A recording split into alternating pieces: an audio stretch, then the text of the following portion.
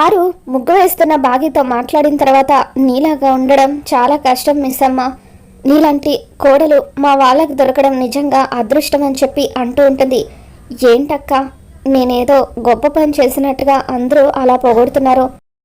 తల్లిగా పిల్లల్ని కాపాడుకోవడం నా బాధ్యత, నేను కూడా అదే చేశాను అని చెప్పి బాగి అంటూ ఉంటుంది. ఇక తర్వాత అమర్ ఉదయాన్నే త్వరగా రెడీ అయ్యి వెళ్తూ ఉంటాడు. దాంతో బాగి ఏమండి అంటూ అమర్ని పిలుస్తూ ఉంటుంది. ఏంటండి ఈరోజు ఇంత త్వరగా వెళ్తున్నారు అని చెప్పి బాగి అడుగుతూ ఉంటే అప్పుడు అమర్, నిన్న మన ఇంటి మీద అటాక్ చేశారు కదా తీవ్రవాదులు, వాళ్ళు దొరికారట, అందుకే పట్టుకోవడానికి వెళ్తున్నాను అని చెప్పి అంటూ ఉంటాడు.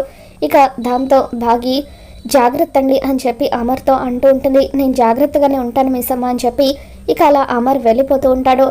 మనోహరి బెడ్రూమ్ డోర్ తెరిచి ఇక అమర్ బాగి ఇద్దరు మాట్లాడుకునే మాటలన్నీ కూడా వింటూ ఉంటుంది. అమర్ అలా బాగికి ప్రేమగా బాయ్ చెబుతూ వెళ్తూ ఉంటే మనోహరి ఎంతగానో కుళ్ళుకుంటూ ఉంటుంది.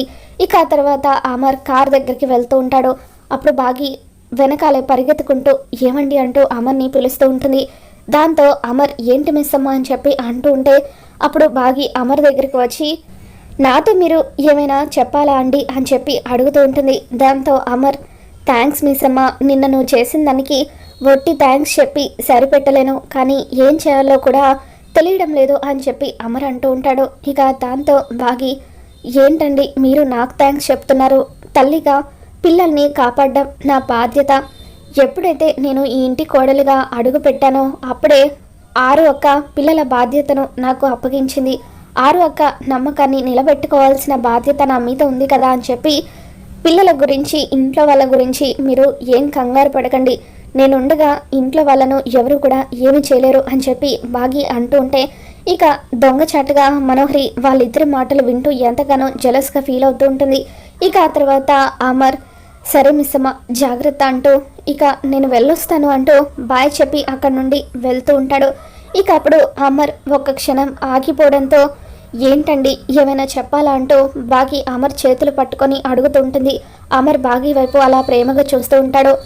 మీరు నాకు ఏం చెప్పాల్సిన అవసరం లేదండి, మీరు మాటల్లో నాకు ఏం చెప్పాల్సిన అవసరం లేదు, మీ మౌనమే నాకు మీ మనసులో ఉన్నది తెలిసేలాగా చేస్తుంది అని చెప్పి బాగి అంటూ ఉంటుంది.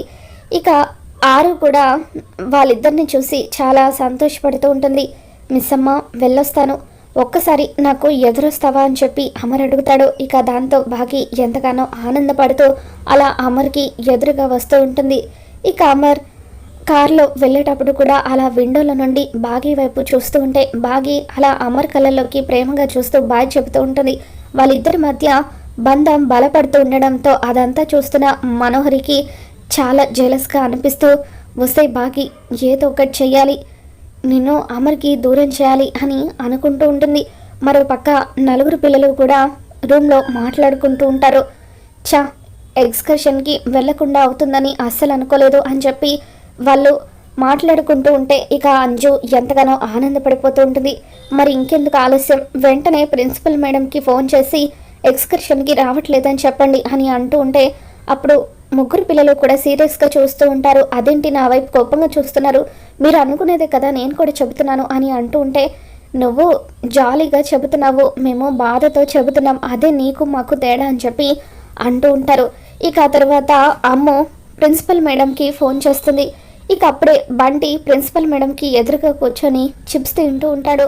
అమ్ము ప్రిన్సిపల్ మేడంకి ఫోన్ చేసి మేడం మీతో నేను ఒక ముఖ్యమైన విషయం చెప్పాలి మేడం, నేను మా ఇద్దరు తమ్ముళ్ళు మేము ముగ్గురం కూడా ఎక్స్కర్షన్కి రావడం కుదరడం లేదు మేడం అని చెప్పి అంటూ ఉంటే అప్పుడు ప్రిన్సిపల్ మేడం ఎక్స్కర్షన్కి రాకపోతే ఎలా, సరే ఒక విషయం గుర్తుపెట్టుకో, నువ్వు కానీ ఎక్స్కర్షన్కి రాకపోతే నిన్ను స్కూల్ లీడర్ పోస్ట్ నుండి తీసేస్తాను అని చెప్పి ప్రిన్సిపల్ మేడం బెదిరిస్తూ ఉంటుంది.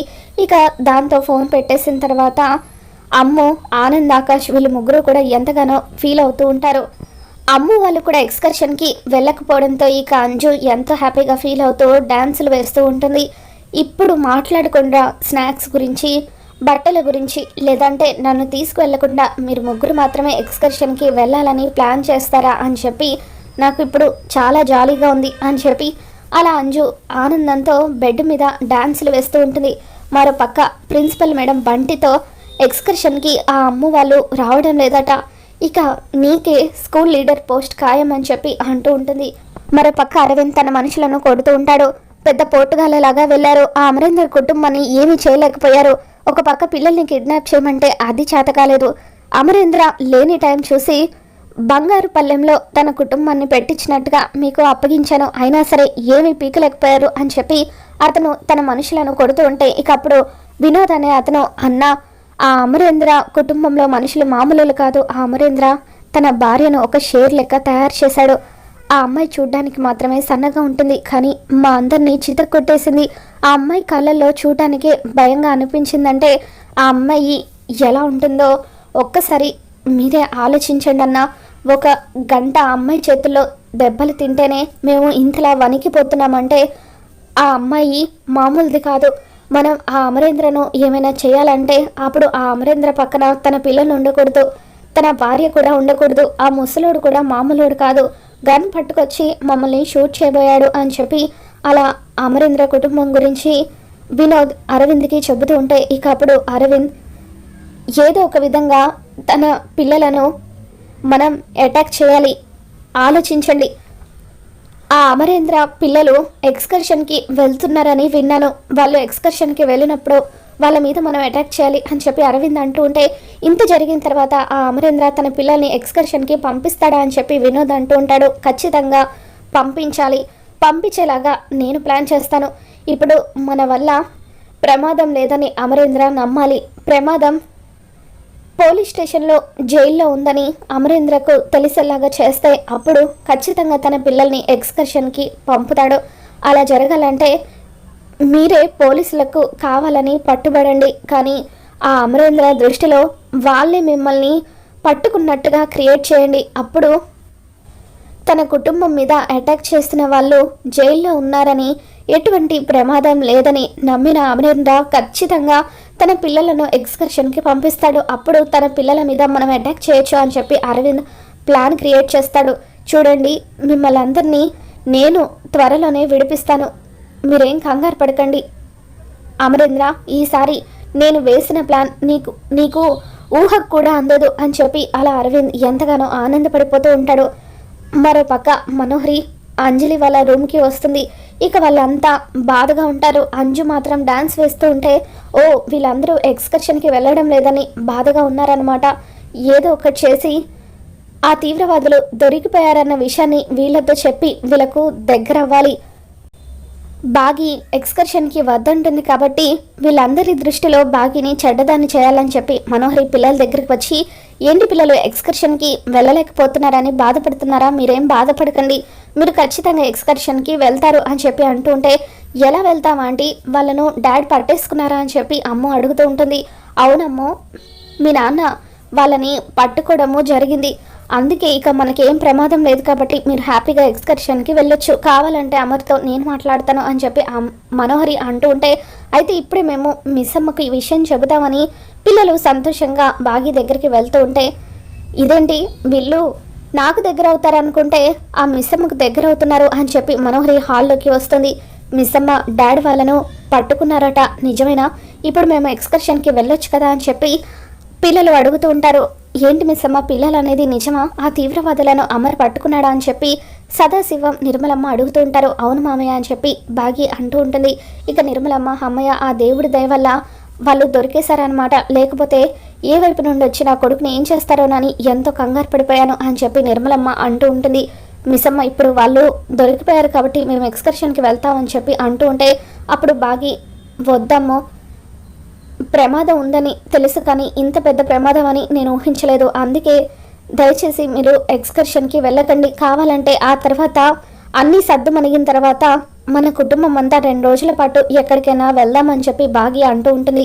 ఇక అప్పుడు మనోహరి అదేంటి మిస్ అమ్మ అలా అంటావో, ఫ్రెండ్స్తో వెళ్ళింది ఫ్యామిలీతో వెళ్ళింది ఒకేలాగా ఉంటుందా, ఎందుకు నువ్వు పిల్లల ఆనందానికి అడ్డుపడుతున్నావని చెప్పి అంటూ ఉంటే నేనేమీ అడ్డుపడడం లేదు, అర్థమయ్యేలాగా చెబుతున్నానని బాగి అంటూ ఉంటుంది. మరి నిన్నెందుకు నేను ఎక్స్కర్షన్కి వద్దు అంటే నా మీద విరుచుకుపడ్డావని చెప్పి ఇప్పుడు పిల్లల దగ్గర మార్కులు కొట్టేయడానికి ఇలా నటిస్తున్నావా అని అంటూ ఉంటే సదాశివం గారు మనోహరి మీద మండిపడుతూ చూడు మనోహరి, మిస్ అమ్మకు పిల్లల దగ్గర మార్కులు కొట్టేయాల్సిన అవసరం లేదు, ఎందుకంటే మిస్ అమ్మ పిల్లలకు తల్లి కాబట్టి ఎక్కడైనా తల్లి పిల్లల దగ్గర మార్కులు కొట్టేయాలని చూస్తుందా అని చెప్పి మనోహరికి గడ్డి పెడతారు.